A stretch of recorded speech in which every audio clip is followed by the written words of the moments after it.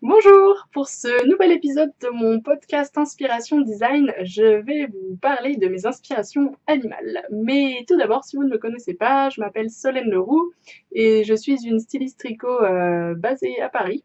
Et donc mon but, c'est de vous inspirer dans vos créations et de vous aider à progresser pour que vous puissiez faire de beaux tricots que vous allez aimer fabriquer et porter pendant longtemps.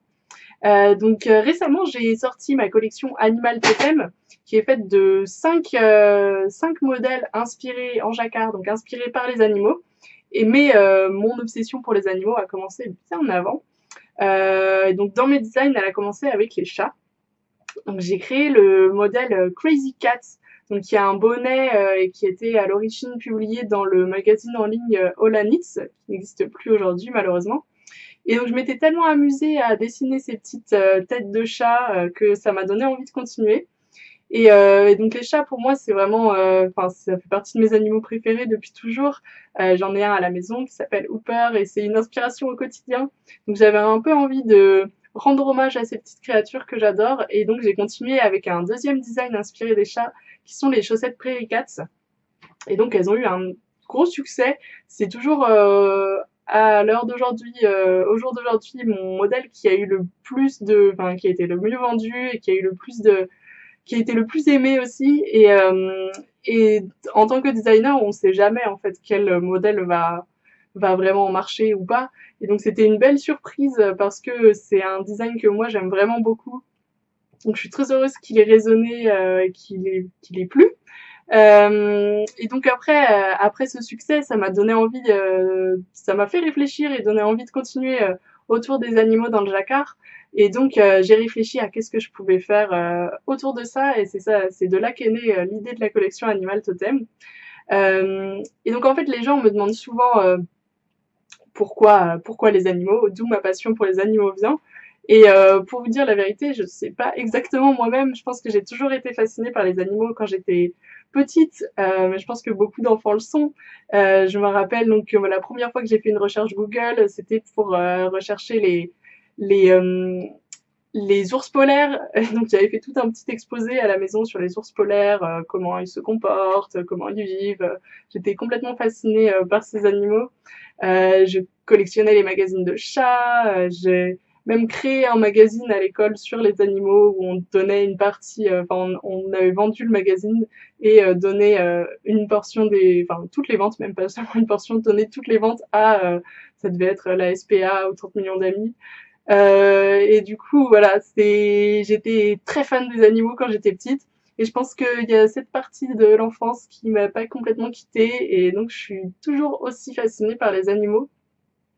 Et, euh, et je trouve que les animaux ont vraiment beaucoup à nous apprendre. J'aime beaucoup observer, et apprendre comment ils vivent, comment ils se comportent entre eux. Et je trouve que c'est une grande source d'inspiration et qui peuvent vraiment nous apprendre beaucoup sur comment nous on fonctionne même. Et donc c'est un peu avec cette idée en tête que j'ai créé ma collection Animal Totem. Donc je voulais que les animaux que je choisisse ne soient pas juste des jolis motifs, mais qu'ils aient aussi une vraie signification derrière et une signification avec laquelle on puisse nous s'identifier. Et en fait, les humains, se sont identifiés avec les animaux depuis toujours. Enfin, on a des dieux qui se transforment en animaux, des figures hybrides comme les sirènes dont j'ai parlé dans mon dernier podcast. Et toutes ces figures, elles sont assez universelles. On les trouve dans plein de cultures à travers le monde. Il y a toujours une partie animale dans chaque culture, dans chaque mythologie. Et je trouve ça vraiment très fascinant.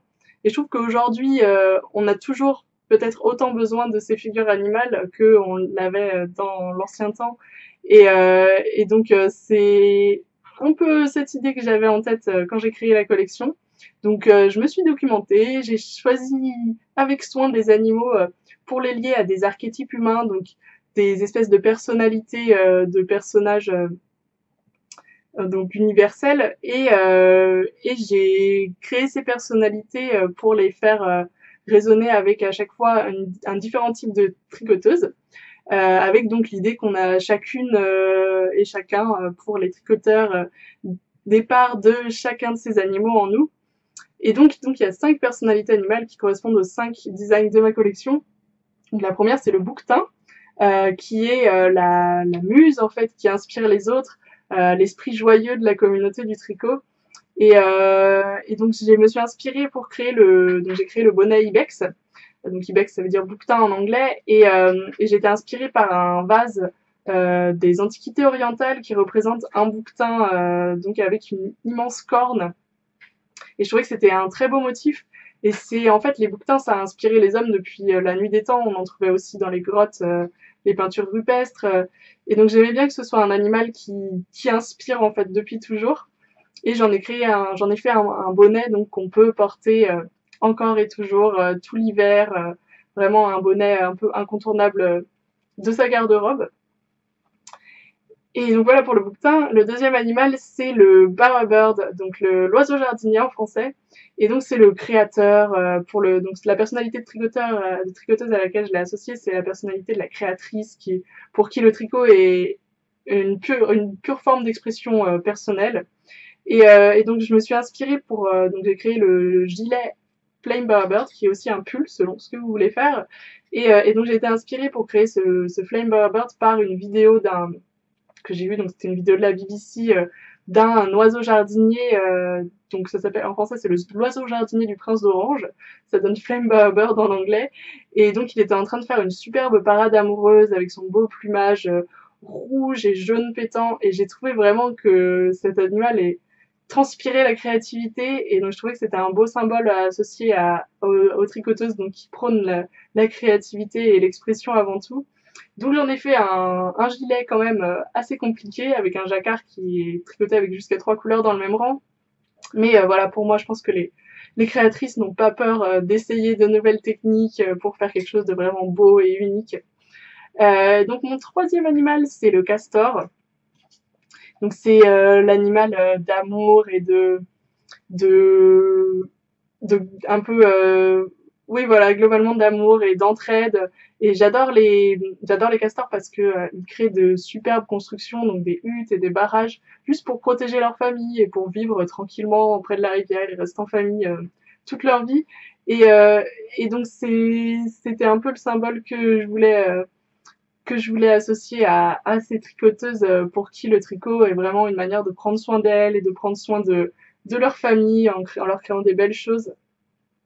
Et donc j'ai créé un bonnet, donc le bonnet Beaver, qui est disponible en taille adulte et bébé pour que vous puissiez le créer et pour vous et pour vos bébés ou les bébés de votre vie.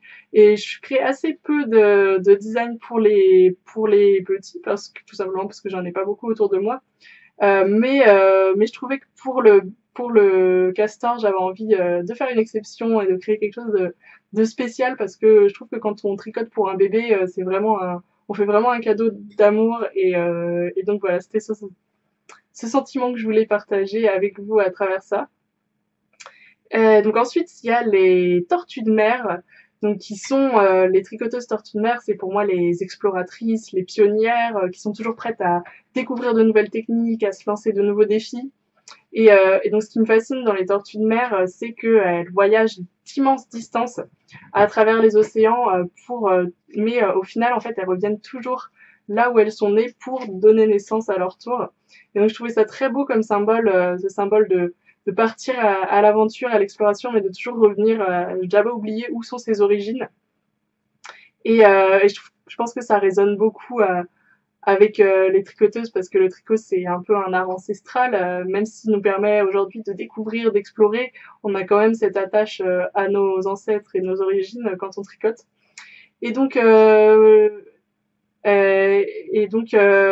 donc j'ai créé un châle Sea Turtle qui a une forme donc assez intrigante en pie, et en fait donc il grandit, on commence du centre et il grandit petit à petit au fur et à mesure que les tortues s'éloignent de la maison en fait, un peu en quelque sorte. Donc c'est vraiment un voyage en soi comme à tricoter. Et donc enfin le dernier animal de ma collection et de ma collection, c'est l'orque. Donc l'orque c'est donc la tricoteuse orque. Pour moi c'est celle qui défend les gens dans la communauté, qui est prête à se lever et à parler pour des causes qui lui tiennent à cœur. Et donc les orques, c'est des sociétés matriarcales très organisées et je trouvais ça très intéressant que ce soit des sociétés matriarcales parce que dans la communauté du tricot, on est principalement des femmes et donc je trouvais que c'était un beau symbole parce qu'il n'y a pas tant que ça de sociétés matriarcales chez les animaux, mais il y en a quand même qu'il faut les souligner quand on les trouve.